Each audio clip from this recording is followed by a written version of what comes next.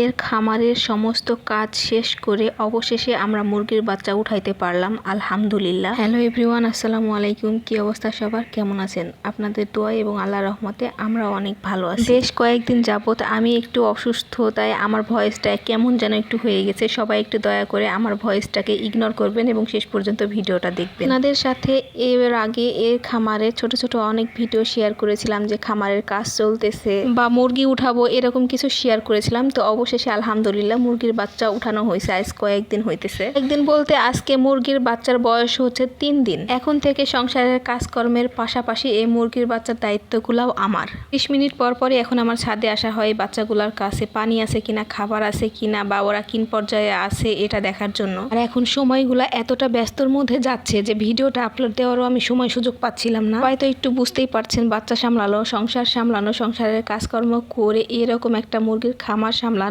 কেমন একটা প্যারার কাজ। তারপরও একদম নতুন, মানে এর আগে কোনো অভিজ্ঞতাই ছিল না। তো 3 দিনে আলহামদুলিল্লাহ অনেক অভিজ্ঞতা হয়ে গেছে। ইনশাল্লাহ সামনে দিয়ে আরো অনেক অভিজ্ঞতা হবে এবং কাজগুলাও আস্তে আস্তে অনেক সহজ হয়ে যাবে আমার কাছে। তো নতুন, সেজন্য সবকিছু সামলাইতে আমার একটু কষ্টই হয়ে যাচ্ছে। আমি এখানে আসছিলাম, আসার পরে দেখি পানি শেষ হয়ে গেছে। এখন পানির ডিব্বাগুলো সব বের করব এবং ক্লিন করব, জন্য পানির সব ডিব্বাগুলো বাইরে বের করে নিচ্ছিলাম। আর এইদিকে দেখেন আমার ছোট্ট মেয়েটা আমাকে কাজে সাহায্য করছে। কি করব বলেন, সাহায্য করার মতো তো কেউ নাই, তাই ছোট্ট মেয়েটাই আমাকে সাহায্য করে দিচ্ছে। মাশাআল্লাহ, আমার মেয়েটা কিন্তু আমার কষ্ট বুঝে। এই পাত্রগুলা দেখতে পাইতেছেন, এই পাত্রগুলা কিন্তু দিনে 3 বার ক্লিন করা লাগে। সকালে ক্লিন করে নতুন পানি দেওয়া হয়, দুপুরে এগুলা ফেলে দিয়ে নতুন পানি দেওয়া হয় এবং রাত্রিরে সুন্দর মতো ক্লিন করে আবারও নতুন পানি দেওয়া হয়। এইভাবে মোট দিনে 3 বার ক্লিন করা লাগে। তো এখন ছিল দুপুর বেলা, আমি দুপুরের এগুলা ক্লিন করে নিচ্ছি, নিয়ে নতুন পানি দিব। এখানে একটু গ্লুকোজ মিশিয়ে দিব, মুরগির যে গ্লুকোজ খাওয়ানো হয় সেই গ্লুকোজটা। আর এগুলো ক্লিন করার সময় খুব ভালোভাবে ক্লিন করা লাগবে, যাতে ভেতরে বাইরে কোনো জীবাণু বা